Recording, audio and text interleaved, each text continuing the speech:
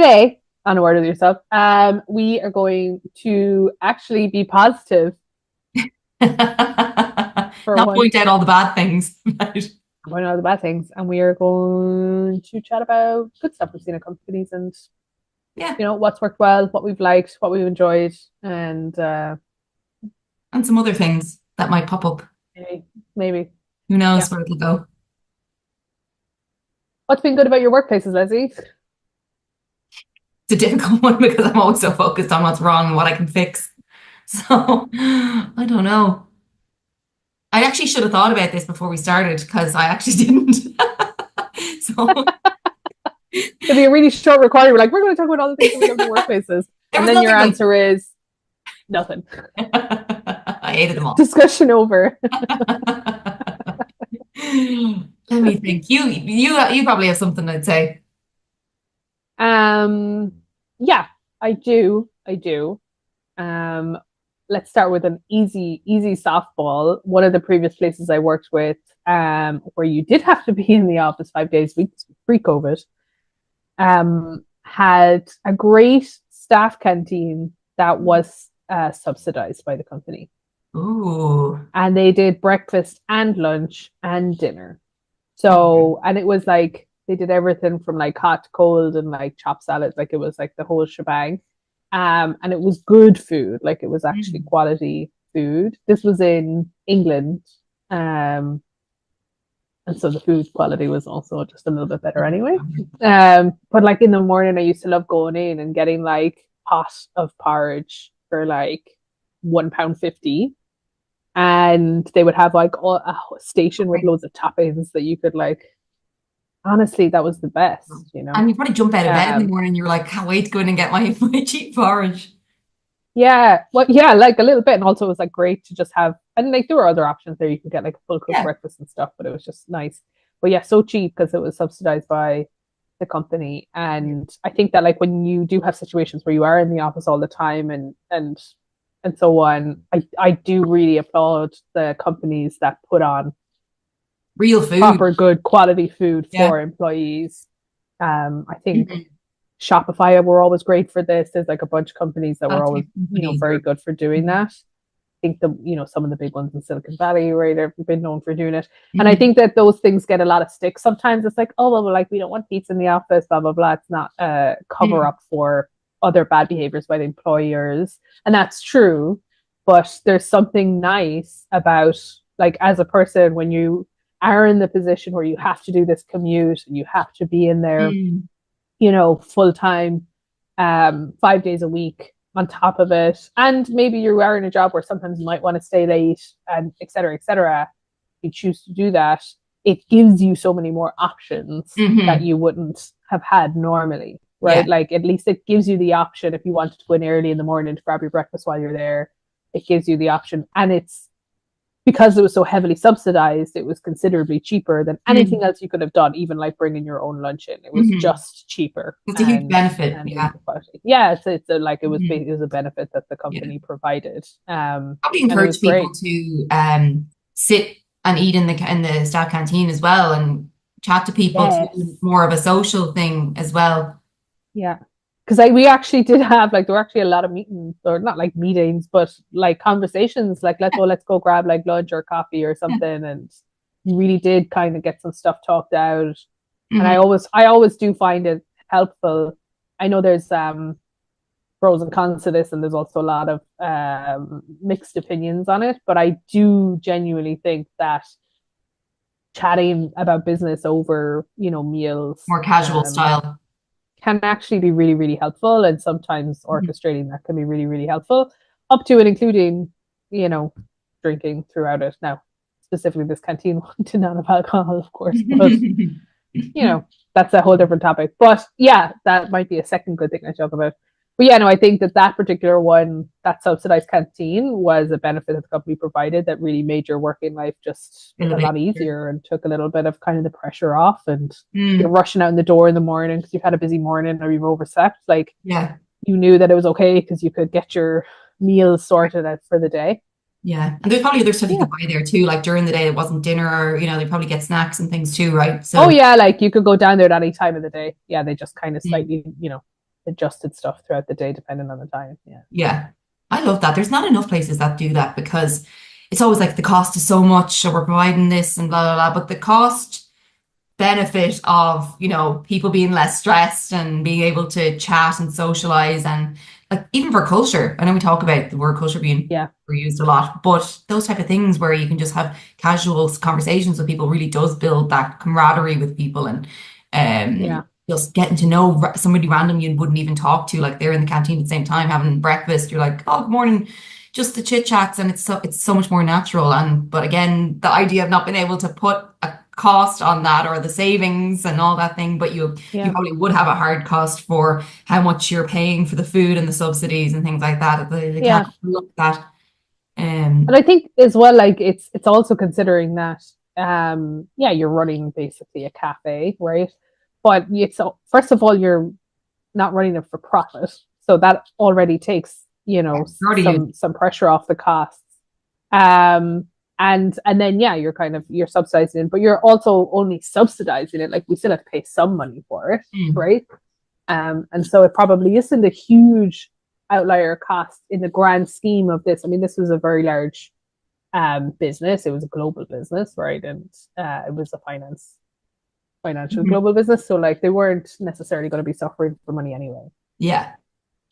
But much more difficult to do something like that in a small company. For example, there's really only certain situations you can do it in. Mm-hmm. But there's plenty of those big companies out there that are now doing, return to office mandates. Would be a great benefit, I think, because it Mm. really helps. Maybe a cushion kind of for the blow, like, well, you're going It to come really in. was. Yeah, yeah, yeah. But yeah, because you like if nothing else, you save money, and um, if you're well fed and fueled, you do better work. Mhm. You get Everything. the time Just back it was as just well nice. for having to Yeah, make it your was nice. dinner or not make your dinner, but make your lunch, make your breakfast, get all those pieces together. But when you remove that pressure and just knowing that it's going to be there and available, like that also takes a lot of weight off. And, even if you are being forced to go back to the office, at least that's something, right? You don't have to worry Yeah, about. yeah, Um, yeah, and yeah, I like that idea. That would be one of the good things yeah. of my companies as well. That see now you've kind of got the thought in my head. So one of the companies I work for, they didn't do lunch and breakfast and stuff like that, but they always had breakfast bars and fruit and coffee for free. Mhm. Which I always did really appreciate because I didn't have time sometimes to grab breakfast and I would just go in and have a breakfast bar or like they had bananas, they had oranges, they had apples.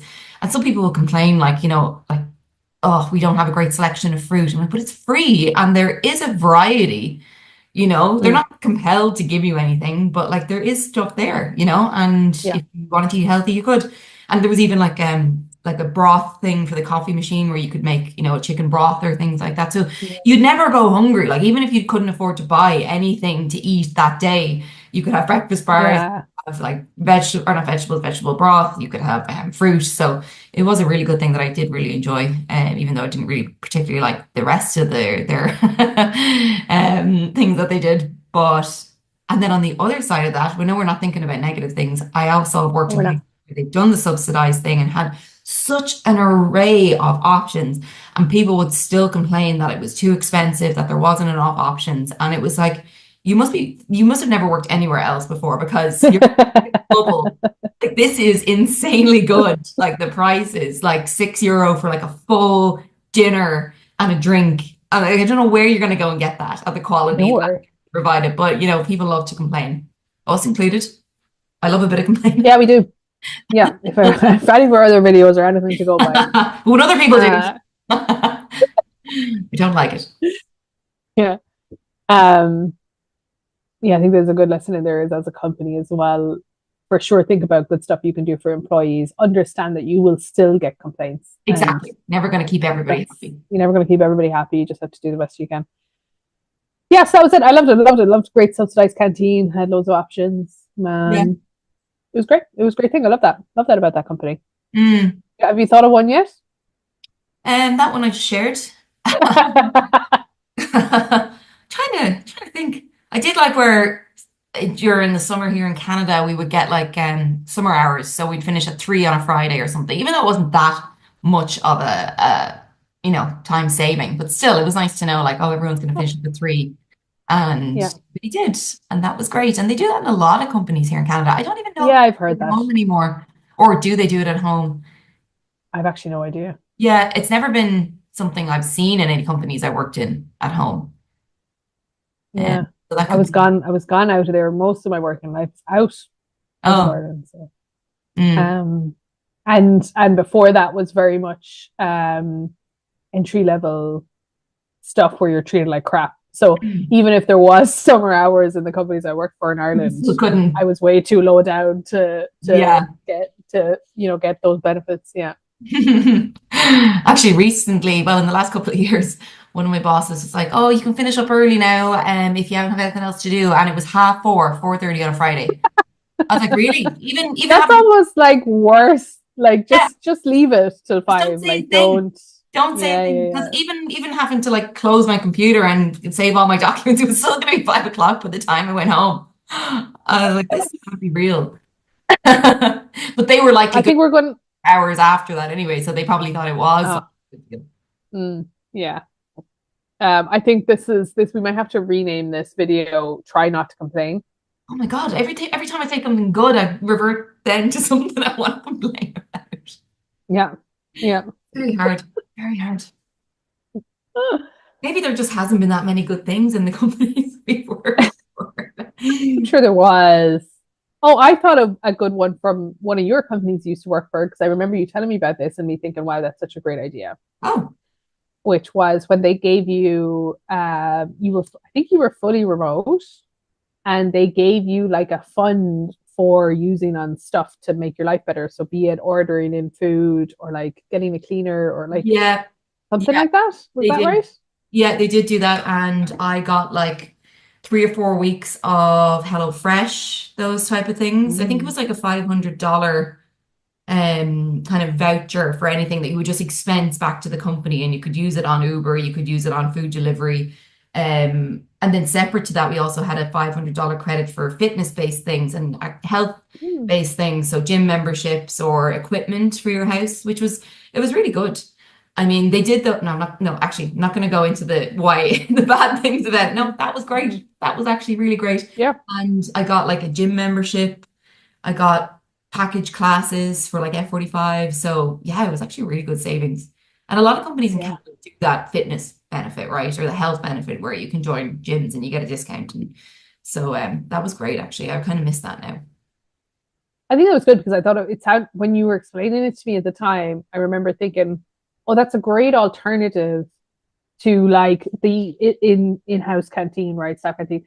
It's Mm, to that if you're fully remote, right? So it's like, well, how yeah. can we kind of give people that benefit when they're not in the office? Yeah. And it was like, yeah, we could help them save time on like making Mm, food or, hmm. money on making food Yeah. or help them like encourage them to get out of the house as well. Yeah. By going to the You gym or know, something. And yeah, they yeah, also paid yeah. for, during the height of the pandemic, they also paid for Ubers to go to the office. Um, Oh, so so you for wouldn't have to people, take public transport. yeah, yeah. So if you lived within a certain area, to go downtown, you could get Ubers because I think there was a lot of violence as well on the transport at a certain point. There I was, never recall that. Yeah. yeah. I mean, I don't think there was more, but it was more publicized because I don't actually know why they decided to publicize it a bit more because there's still a Probably lot. because they were tired of talking about COVID and there was no other news because we were Yeah, all still locked distract down. distract from that. So that was pretty good. Yeah, I remember getting the an Uber to and from work. It was 3 days a week we had to go in, and it was really easy to expense as well. Like this, a lot of Mm, times it's hard to, it's kind of awkward to do, and you don't really want to do it because, but like it was so quick. Like you just signed into the company Uber account and yeah, just expensed it, and it was great. So I really did appreciate that. Um, yeah, that was good. And then. I like that. That sounds great. Um, Um, I thought of one that's less benefit related. So I worked for a company who we tried to not actually use the word culture when we talked about the environment, specifically as it related to recruiting, mhm, because there's a big risk when you talk about a culture fit mhm. in recruiting that people just take that where they subconsciously look for people like them. Yeah. they're like, oh, I like them and they're kind of like me. And so that feels like a good culture fit, which of course is inherently can be harmful. Hmm. And so we moved away from that and we said, okay, well, let's try and not talk about culture at all, but we need some way to assess, obviously, how people are going to fit within the company outside of like the skills. And so we talked more about values and being a value fit. And so we would have certain values that were like, these are the values that the company values. I mean, everybody has these now. Um, and then we came up with specific assessment criteria for each value Hmm. so that we would assess for the specific company values as opposed to trying to figure out if they were subjectively a culture fit.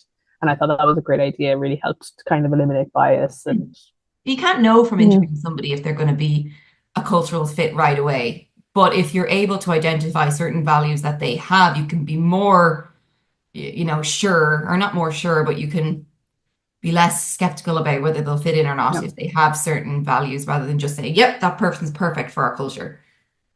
But even like the notion of fit in, I think is like something we should do away with because like, you know, there are certain companies that might have been known for their very misogynistic culture or a very like bro culture or like Mm, toxic. I mean, you can fit in great there. That yeah. doesn't mean that that's a good hire, right? Hmm. So or that it's good for the company. So it's more about being a good um company fit, Hmm. because the company needs something and this person fulfills that for them, not necessarily that they fit in With with the who's there company culture, already. because that's not actually that helpful because you might need a company where a bunch of people actually don't fit in with each other, but that actually is exactly what the company needs to get a different diverse perspective. Hmm.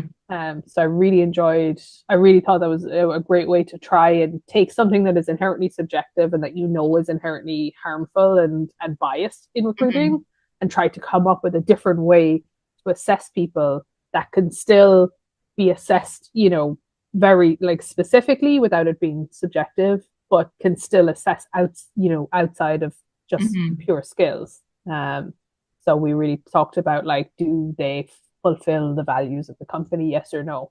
There Hmm. was never. It was like basically forbidden to say, culture or culture fit. We just didn't talk about that at all. It was no. Is it? Do they fulfill the values?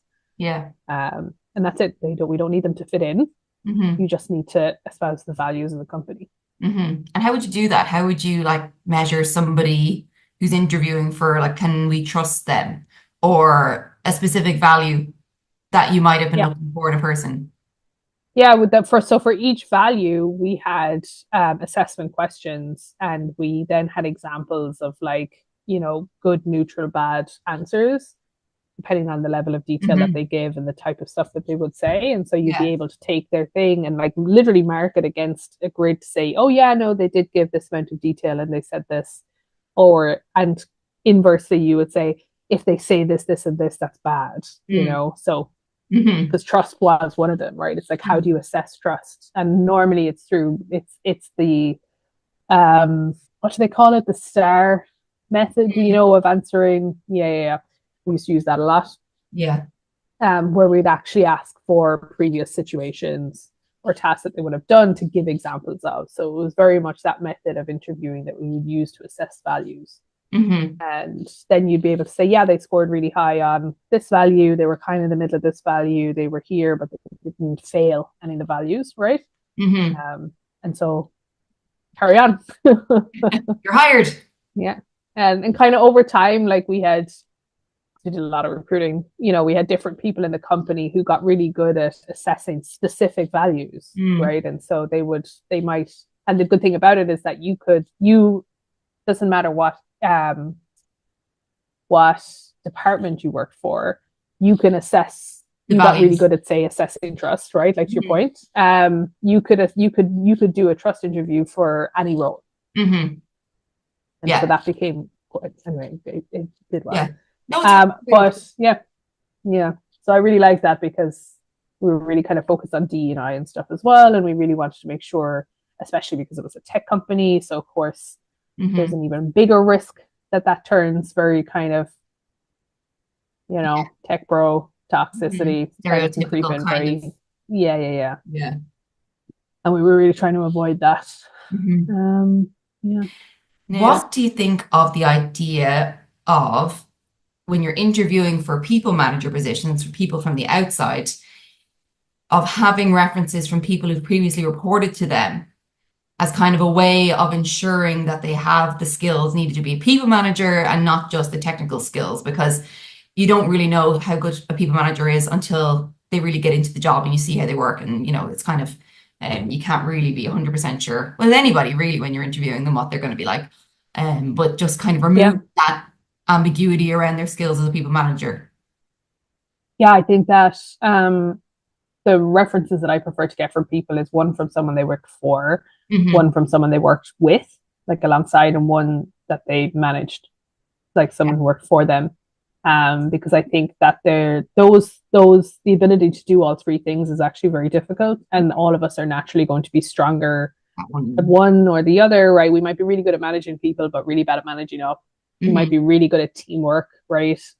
Alongside your peers, but maybe not really good at managing people. Like, we're all a combination of all of those things. And so I think that you get a reference from like each one of those people. Hmm. Um, Now I don't think it's if someone said to you, look, I can't give you a reference for this, or I can't get a reference for this, which is like possible. I mean, there's Yeah. some You would be in. jobs now from 10 years ago that I'm like, I think the company's been bought out twice since then. Like, I couldn't even begin to get you a reference from that place. Like, that person doesn't work there for them anymore. We didn't have LinkedIn. Like, you know what I mean? Like, there's definitely, but in recent times, you should be able to get it. And even though it may not be an absolute like showstopper to Mm. not get one, it's definitely a red flag, you Yeah, know. that you're not able to. So Hmm. yeah, because no, I do think that references should be made up from more than just who you worked for, because I think that's a Yeah. very limited view on how someone's going to operate within a company. Hmm. Yeah, because they always think how you treat the people who can't do anything for you is more indicative of your, personal approach to people management, really, because Mm-hmm. you're always going to be really nice and responsive and things like that to your superior. But, your team is a different story. They can't really do anything for you in terms of promotion and publicity type thing or anything like that. But yeah, I find it strange that there's not more of that for people manager hiring, that they don't ask for those type of things. I've never come across it or never Yeah. heard it in any jobs I've worked in, but I did hear it during my MBA. One of the psychology professors talked about it, how this is a really new approach that can really make sure you can never make sure 100% that they're going to be good people managers, but you can kind of reduce the risk that they're going to be a harmful people manager Mm, by doing that. yeah. I think that's right. And I think I would theorize that one of the reasons it doesn't come up and it hasn't come up and is not common is because a lot of companies don't care. What I mean by that is what they care about is your ability to get what Stuff you done. need out of it. And so they're focused on, outcomes, and they're focused on what you've achieved. And if you've done that whilst managing a team, great, you're obviously capable of getting what you need out of a team. Hmm. And yes, that's important, of course.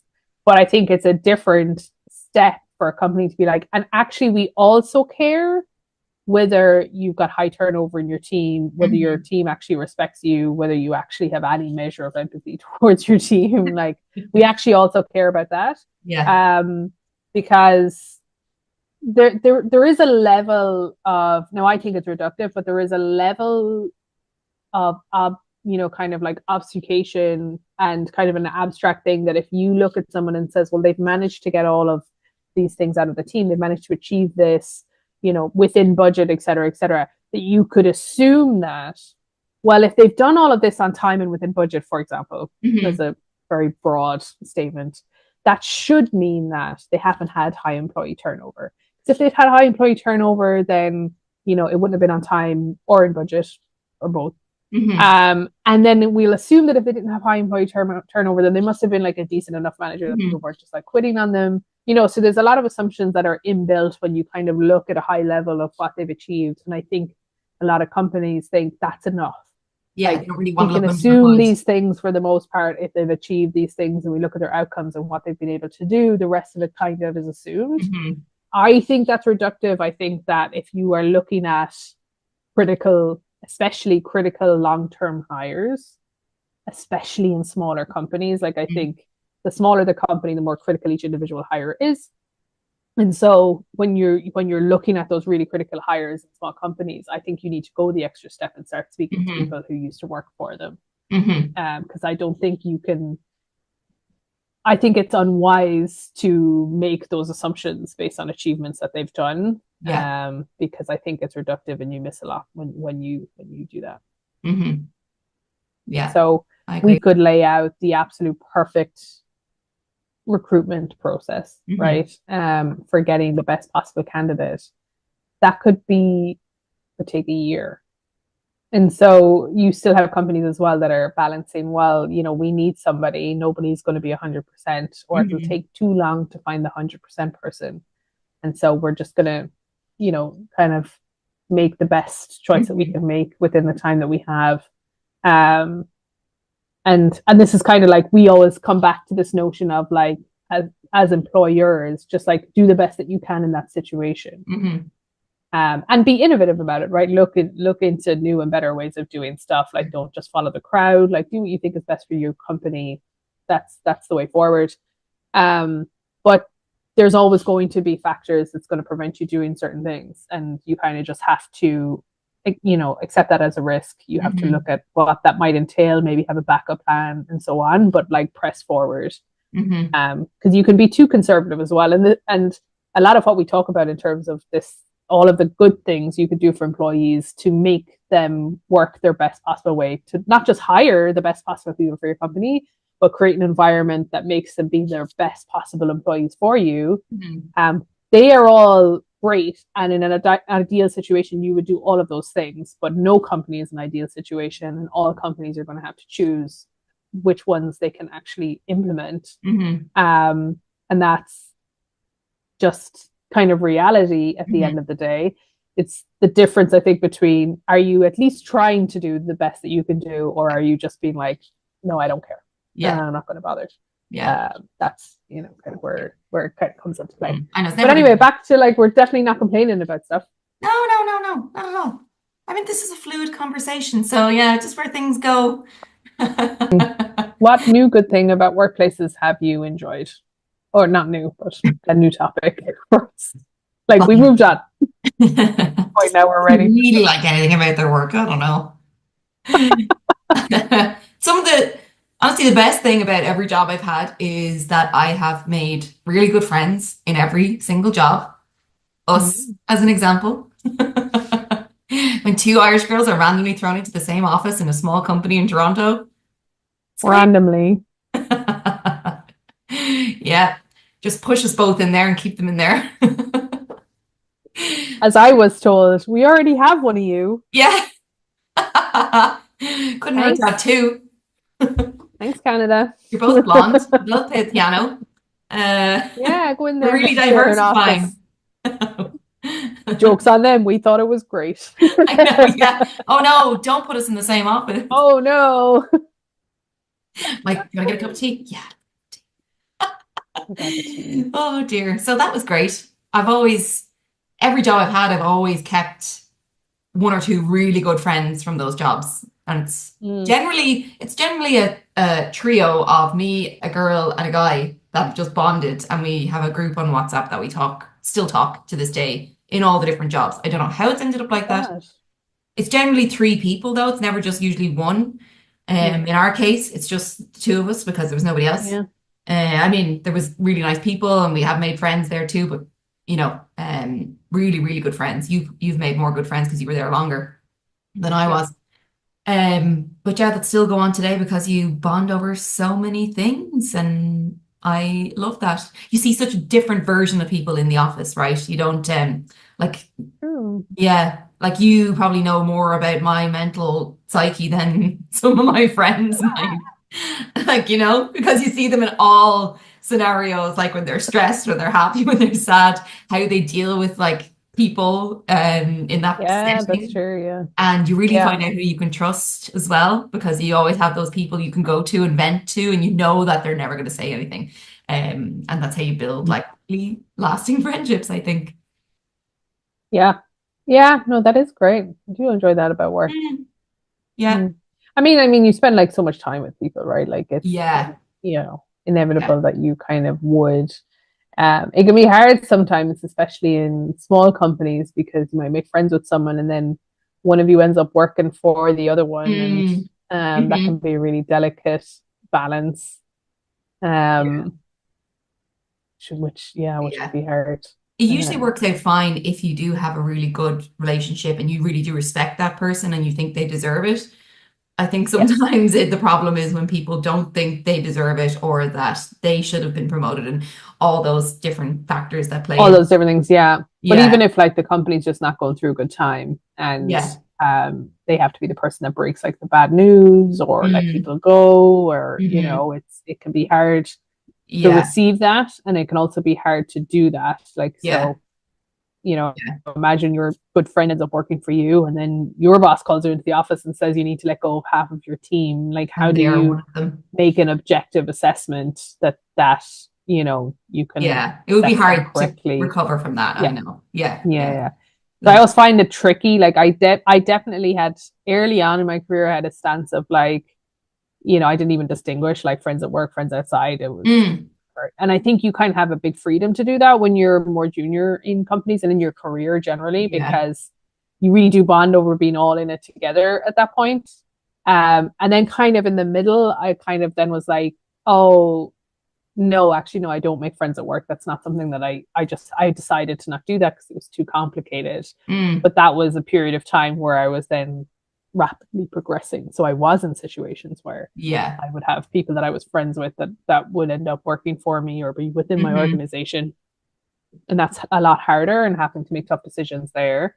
hmm, But then I almost like came out the other side of, because then get to a certain point and be like, actually, no, now I'm open to hmm. making friends. I'd be a lot slower to make a friend in the workplace now. Oh, yeah.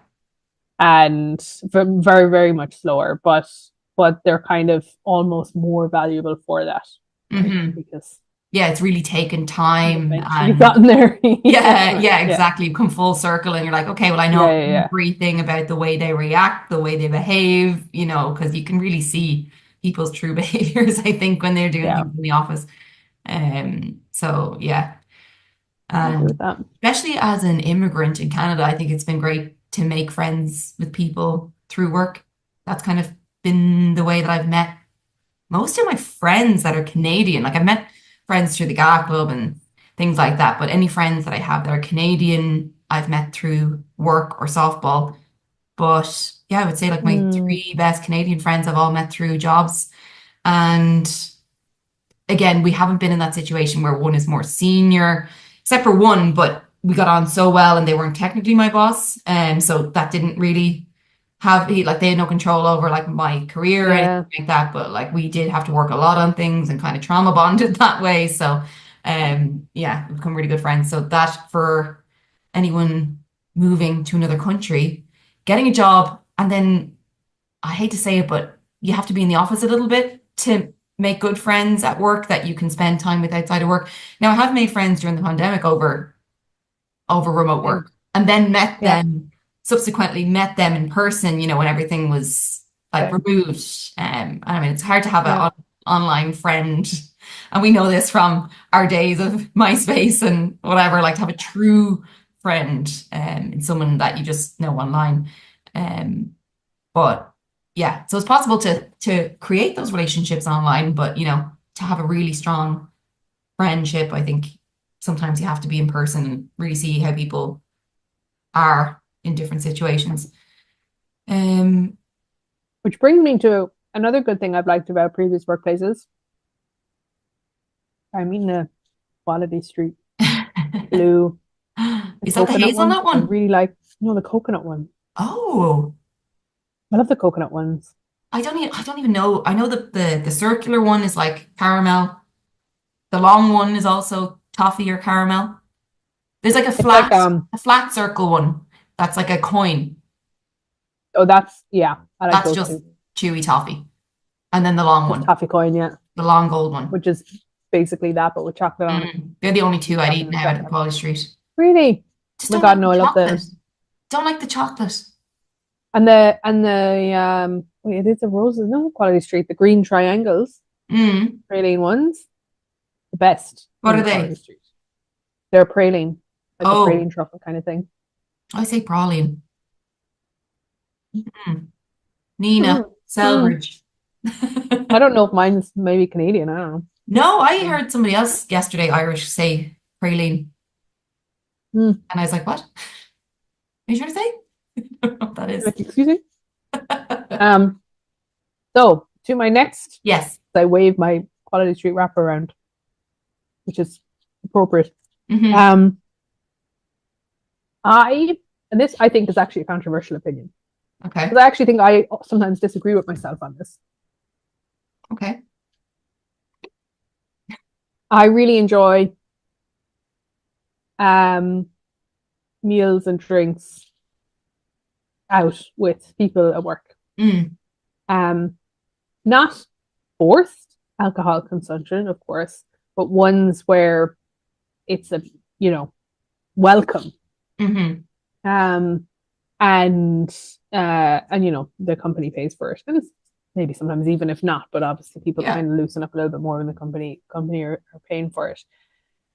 Because in as much as I have seen people make absolute asses of themselves, I have also had incredibly productive decision making stuff come out of those. Like a few drinks in, Mm. and also seen like serious bonding happen. And I don't really mean personal bonding. I mean, obviously that's going to be an element of it, but like professional bonding where working relationships have improved after a good night out. Hmm. And people are kind of more inclined to help people or like not assume the worst in Yeah. communications, which is always, you talk about this a lot, can be really tricky sometimes to navigate, where you assume the best of people's communications when it comes across.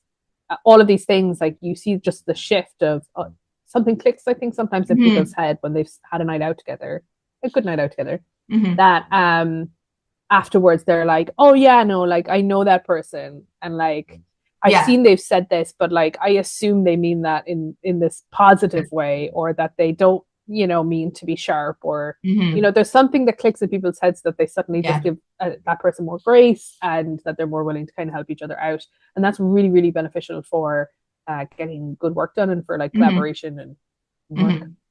Yeah. Now it's controversial because of course your company should be able to be run incredibly effectively and get all of these things done without having to resort to outside of working hours Hmm. get-togethers and alcohol. Like, of course.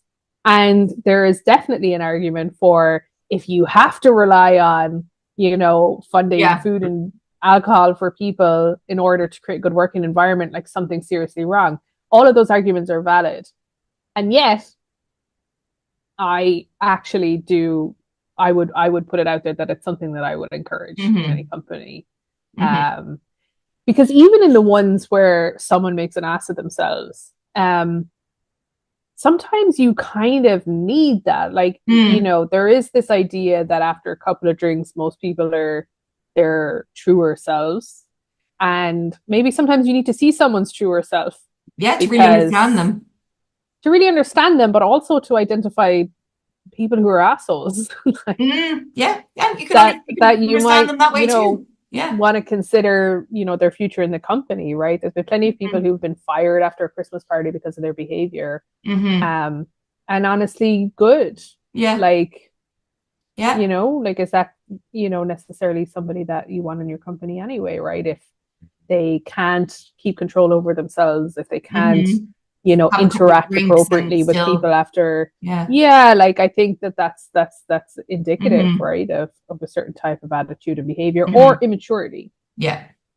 right? Because a lot of the people who that happens to, and you read stories of it, are like their first big Christmas party, right? And Yeah. And they just, oh, free drinks. yeah, Woo. go nuts, free drinks, yeah, and go nuts. And that's not what I'm talking about. I've been to plenty of like I've have been part of transactions that have gone better because the opposing sides have come together and had Hmm. a good proper like Yeah. big dinner, good few drinks. Yeah. Everybody got a little wobbly and Hmm. went home and been better off for it. Yeah. You know, Yeah. so I have actually always enjoyed companies that do put that on for their Hmm. employees at certain points and understand that actually it's a worthy investment, right? Hmm. To go down and, as a boss, just put down a credit card and be like, yeah, I'm going to pay for dinner and drinks or dinner and drinks around the company Hmm. tonight, and how beneficial that can be to bring people together.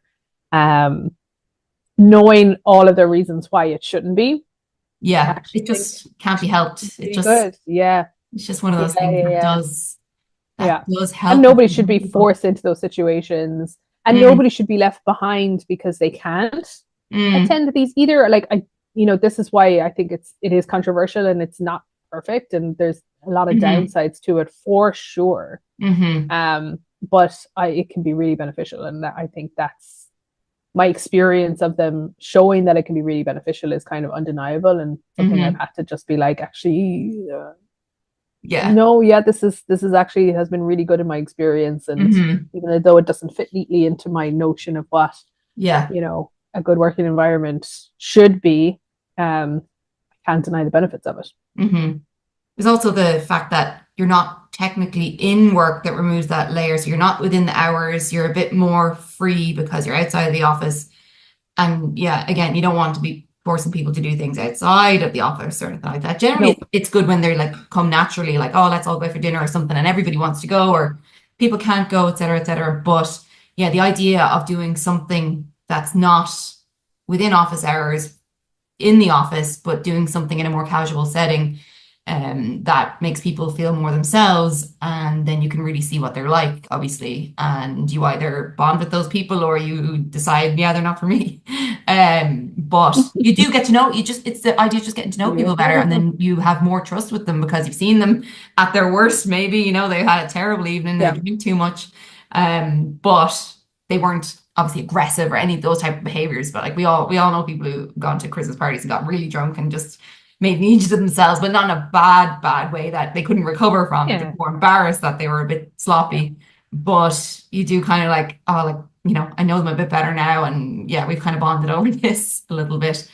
Um, so yeah, it is hard because you don't want to force people to do things outside of work either. No.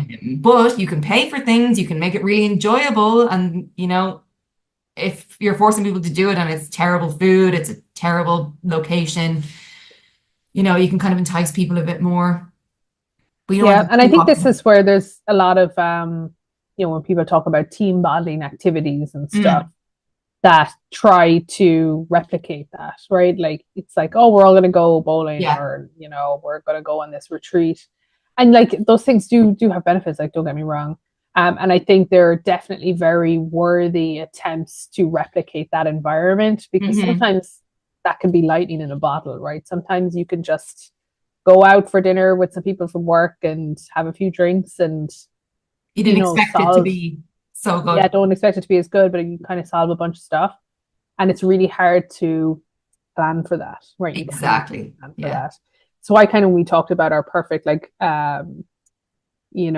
remote versus hybrid versus in office structures where I said like regardless of people being able to choose that you would have a mandatory get together maybe once a month. Hmm. For me, it would include that, and maybe you pay people for those hours. I don't know, but it's because maybe you do it kind of enough. Yeah. Then 1 in 3 times is that lightning in a bottle one where Yeah. where good stuff happens, and every other one people might just have dinner Yeah. Enjoy and go free back to dinner their and hotels, yeah. which is fine too, perfectly Yeah. fine too. So but either way, you've kind of just Hmm. done something nice, and I think that yeah, it's a tricky one. It's a tricky one that I kind of contend with. Hmm. And there's no like one size fits all, and you can't just implement something and then that's it.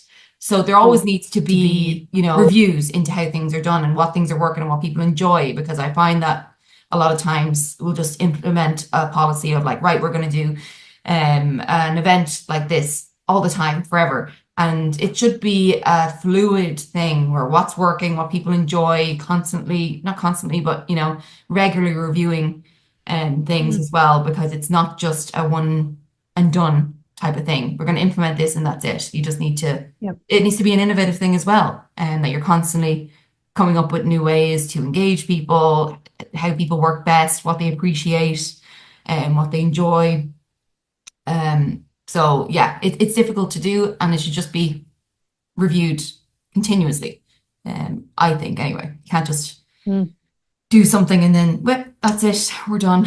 We've had an employee Christmas party, that's it. So what, in terms of Canada versus Ireland, have you seen, even when you came here straight away, like what was something in work that you were like, wow, this is really different? Or it doesn't even have to be in Okay. work, but because we're talking about work Yeah. topics.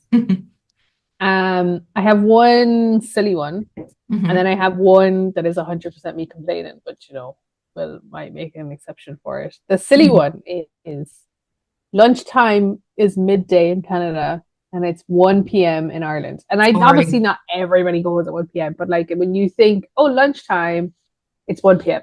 in Ireland and England, same. And it's midday here, which is so early. And so what it means, like if you were doing shifts, for example, 1 p.m. is like your middle time, and early lunch is midday, a late Mhm. lunch is 2 p.m. Right over here, an early lunch is 11, Which is which is breakfast. the morning, and then late lunch is one. Like, what are you thinking if you're doing like a 9 to 5? Like, why are you having lunch 2 hours later? Like, what is happening in your life? So that kind of flummoxed me. You're like, oh, like if I sometimes I would go, where we used to work in Queen's Quay, and then you go down to the Sobeys Mm. at the time. And I used to go down and get lunch. And like sometimes I'm eating lunch at my desk, and it'd be like, oh, you had a late lunch today. And I'm like, what do you mean? It's 1:30. It's like the early Middle of the afternoon. day. It's the middle of the working day. What do you mean late lunch?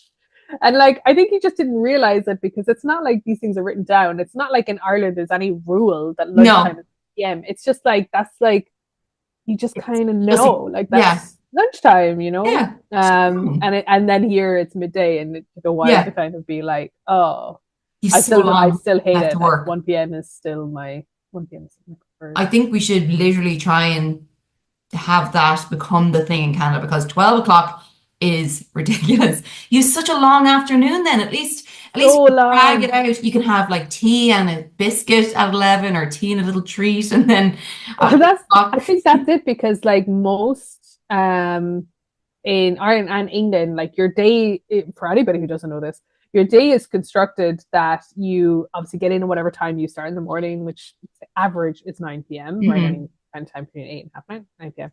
And then what's in normally in your contract is a 15-minute break, and that 15-minute break is a morning break. Mhm. And it's normally between half 10 and half 11, Yeah.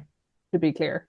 And so 11 o'clock is like it, where you have Yeah. 15 minutes where go make a cup of tea, have a little snack, Yeah. or some It's your people it's their 15. smoking break, right? It's your 15-minute break, one of my 15-minute break. And then you'll be back, and then lunchtime is one, and then you'll be back at two, and then you've got like, your afternoon run into it. And in some places, they had a second 15-minute break Yeah. between lunch and evening. Yeah, that would be you'd have your lunchtime and then two 15-minute Yeah. breaks. Something to look forward Um, to. yeah, and so that's why lunchtime is the middle of the day, because you would have a little break, little cup of tea, and Yeah. then you have your yeah, Yeah. and that's why where it's like you're having lunch at like midday. It's crazy. You do And it, people at home in most of the places I've also worked, between 1 and 2, you do not talk to people. You don't do work. Like if you're at your desk Mm, between 1 and 2 working, even if you're eating at your desk, you will be judged. you I used take to your get my lunch. shopping done. I used to go, buy You go something. home for lunch. Yeah, you would have that whole hour to yourself, and it's actually Yeah, a really good thing for productivity as well, because you're shutting off, you're having a break, and then you're like, okay, I've only got 3 hours left, so I'm going to be really productive now. I'm going to get this, and this done. yep, I can look forward to my little cup of tea at 4 o'clock or something, just to take the edge off, and then you're yeah, home, and yeah. it's such a good way of doing it. Um, I just had a revelation. mhm. Absolutely groundbreaking, Is it groundbreaking tea-based? breaking revelation. Uh Always. No, it's when you describe that day, it's like, oh, it's really nice because you go in, you have your regular break, you have to take your hour and go do what you need. And like, yes, I remember being able to work like that. And it seems so long ago because it's been so long since I worked in an Yeah. environment that did that. Because obviously working in North America for so long, they have a different thing. The Hmm. real push for remote work over here, I think, has also been because when you work remotely, you can work like we used to work in England and Ireland, or still Mm. do in those offices, where it's like all they're doing is adjusting to what we feel like is a normal working day, which is you get your solid things, you take your hour completely free from work, and then Hmm. you come back and do your thing. Like that working remotely kind of enables you to do that more than it does in the office Hmm. because so many people work through their lunches Pretty or eat at much. their desks while they're working, or like there'd be a few times where when we were working together where I'd be like, yeah, I'm not just going to go get my lunch, I'm going to go have a lunch break, and I would go Hmm. for like a walk along the You could waterfront. go And home. always, yeah, sometimes I did, there was always this sense of judgment I found when I came back Yeah. where you actually went and took your Hmm. whole lunch. Oh, there is everywhere You here. just kind of stopped doing it. Yeah. Yeah. Yeah. Some people do it anyway, and I applaud those people. I always felt the judgment, and that usually comes from top down because your manager would never take a break, Mm. or yeah, their superior would never take a break, and they'd work late as well. And you literally can't go for your hour lunch or even half an hour. You can't really go and say, right, I'm Yeah, going yeah, to yeah. sit and eat my lunch in the canteen, or I'm going to go meet a friend for lunch. And that's so bad for culture and all sorts of things. Productivity. Yeah, it's bad for productivity. Yeah, yeah. Uh yes, that was my silly thing is lunchtime Mm. inherently, like with nobody talking about it, it's not written down anywhere. It's just inherently the feeling of when lunch is, it's Oh different. yeah. It's just you It's would just never have an expected it. accepted fact that everybody knows for some reason. I don't know For who. some reason, yeah, nobody Yeah, talks about it. It's just, just everybody knows. Oh yeah, God, I I don't miss. think I could do. I have never been able to fully convert to 12 p.m. Yeah, lunchtime. the amount of things you could get Sorry. done in that hour. Like I would used to go and get maybe like an outfit for the weekend, or I might go buy new work clothes. I'd go get a coffee. Maybe I'd meet somebody for a quick lunch, all in that hour, and you'd come back feeling so rejuvenated and just being like, "Oh, great, let's get this stuff Yeah. done now." Yeah. And it's fantastic. Now, the only companies I worked for in Ireland that didn't do that were American companies that had offices in Ireland, and they really did try to maintain the culture, the American culture across the board. They forced everybody to speak English, and no matter what country they were in, which is just fair Mm, enough. I suppose to get work done, and they're working with people across the world, they probably have to have one common, language to communicate in. But yeah, they people there would often work through lunch, or they would start early and leave early, which was kind of good as well. So it was a bit more flexible, but they didn't have that mm, specific hour where people would just go for lunch and not yeah. be expected to check their emails or be at their Yeah. desk, which is kind of an expectation here is that now we have our phones. And if you're at lunch, even for half an hour, and you're checking your phone like, oh, my boss has messaged me, I've got to get back. You Yeah. never had that weight on you either, which was Yeah. great. Oh, Times, yeah. I good know. times. Yeah.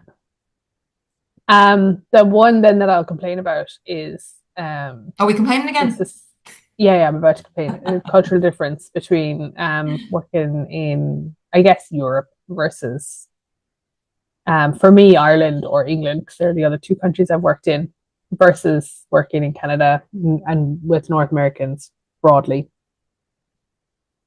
This is not just my observation because I've talked to a lot of people and people have the same observation. And I Hmm. think this is something that will surprise North Americans because they're told differently. But when I explain why, I think it'll make a lot of sense. Okay. So we noticed when we moved over here that people were slower, less efficient, and worse at their jobs. Yep. Mediocrity is the norm. Yeah, yeah. And I know that I have spoken to a lot of European immigrants to Canada or the US who have found that they do really well over here because what they think is a normal amount of work for what they're used to is seen as like overachieving in North Hmm. America. Um, and which is kind of great because you can naturally overachieve based on your regular work Hmm. Hmm. patterns and ethics, right? Now, the reason I think that is not because they're bad or worse, right? I really don't think it's that at all. What it is that I think it comes back to what we've talked about. When you have a certain number of hours in the day because you're given other hour, like your hour off for lunch, you're Hmm. allowed to spend your free time as your free time, you're allowed to take vacations, you you're just get a lot more better at your job within the hours that you Hmm. have, and you learn how to do things like as quickly as possible, as efficiently as possible, as effectively as possible, and you become really effective at your job because the environment enables you to become really effective at your job, Hmm. because you still have the same expectations of like deadlines and stuff like that hasn't changed across Hmm. the two working cultures. um you still have the same deadlines. Like there's still an expectation of speed, but you're just a lot more, people are a lot more effective in terms of their processes, their efficiencies, all of those kind of things. There's less meetings, right? There's just quicker decision Hmm. making, like all everything really. And so we were shocked, like and surprised coming in and working in the environments over here as to how kind of behind the times it felt in a lot of those Hmm. things and how the attitudes were. And we think it's because over in the European side of things, what's really valued is your outcomes, your Hmm. results. And you have to do that alongside taking your lunch breaks, taking your holidays, taking Hmm. your whatever. Like, so you're expected to have a good work life balance and you're expected to get your shit done. So Hmm. get your shit done. Whereas I think what I've seen valued over in North America, well, Canada and the US, is time.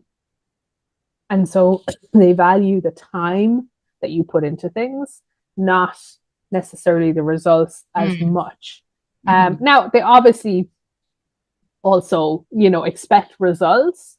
But if two people handed the same results to a kind of standard, manager in North America and Canada that I have kind of encountered, if two people handed the exact same results to them, but that manager saw one of them spend so much more time on it, and Hmm. they were here on the evenings and the weekends, they value that more. And they can't explain why. Like they just inherently be like, oh, but I really value that worker more. Like I value Hmm. that employee more, even though they're giving me the exact same thing as this employee does.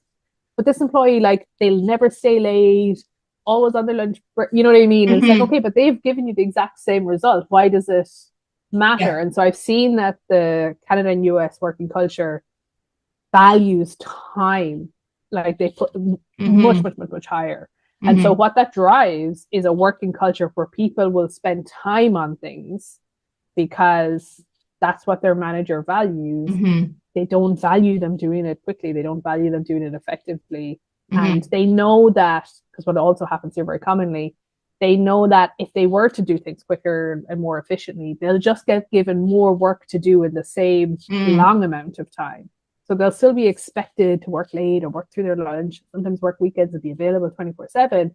Only now they'll have twice as much work to do. Hmm. And so the culture itself drives, it incentivizes spending more time Hmm. on tasks than Yeah. it does than I've seen in kind of Ireland and England. And I Hmm. think that that's so it's not that like, I think that either working culture, the people specifically are like better. It's Hmm. not that I'm like, oh, they're just like worse workers. That's absolutely not the case. Yeah. Like everybody that I've worked with or has worked for me, when given like certain tasks or Hmm. certain clear expectations, they perform on average the same. Hmm. So it really, but on kind of a meta level, we were Hmm. like genuinely, I was genuinely shocked going Hmm. into some working environments being like, Yeah. this is this is it. Like, Yeah. and having to like turn some of that stuff around very Hmm. quickly. Um, it does mean that like we can easily impress people, which is great, but because but Hmm. I actually find that really difficult. Yeah, I I still know. do. Sometimes I still do. Well, they perceive stress and burnout as indicative of you being good at your job, Yeah. which Yeah. would actually rather have people who can get their job done and still be a healthy person who goes home on time, has a good work-life balance. But, as you say, the Yeah. value is placed on the amount of time and the perceived amount of stress that you're under, right? Like, I'm Yeah. so stressed, I'm so busy, and we hear people do that all the time, and they're on Yeah. their emails all night, all morning, and yeah, those people are seen as better workers. They're Hmm. usually probably promoted more as well because they're seen as, always working. But it's a Yeah. really bad way to look at it. Yeah. And Yeah. doesn't do anybody any good, really, in the long run, I don't think. Um, No. and there should be more emphasis on if you are good at your job, you're able to get things done, you're still happy, healthy, that's not a bad thing. But No. we talked about it before though. If you were like, yeah, I'm not stressed today, got all my work done, people would be like, oh, so you obviously don't have enough work to do, or you're not stressed enough, so can't be good at your job. Doesn't Yeah. make Yeah. sense. Yeah. Oh my God. It was like one of the things that I negotiated for my first Canadian role was a higher number of holidays, like Mm, vacation days. That was more in line with what you I would have gotten in England, except mm. it wasn't. It was barely the legal. I managed to negotiate the legal minimum of the UK Is that vacation 10? days. It's 20 That's the legal in minimum. England. In England, yeah, it's the legal minimum. That's 20 plus bank holidays, of course, Yeah. right? Like, Oh yeah. you Yeah. know. And I remember coming over here and finding out the legal minimum was 10, and I was like, that's Disgraceful. cruel and unusual punishment. I don't, because like 20 is a minimum in England. Like, if you're getting 20, that Yeah. already, you're entry level or you're working for a bad company or it's Yeah. insulting. Like, 20 is not In good. Ireland as well, 20 like is it's pretty bad. normal. Yeah, yeah, yeah. And so like most people will start getting up to 25, right? And if you've been at a company a really long time, you might be getting Mm, 30. Plus bank holidays, right? yeah. And I remember being over here and negotiating 20 days vacation in my start in the role that I was going into, which was great. But to me was like this is the bare minimum.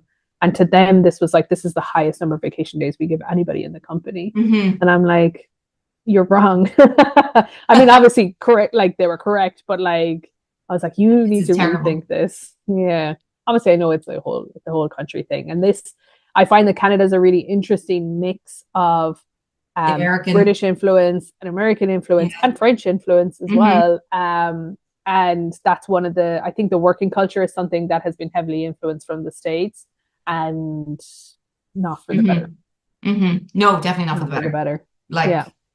10 it seems awful.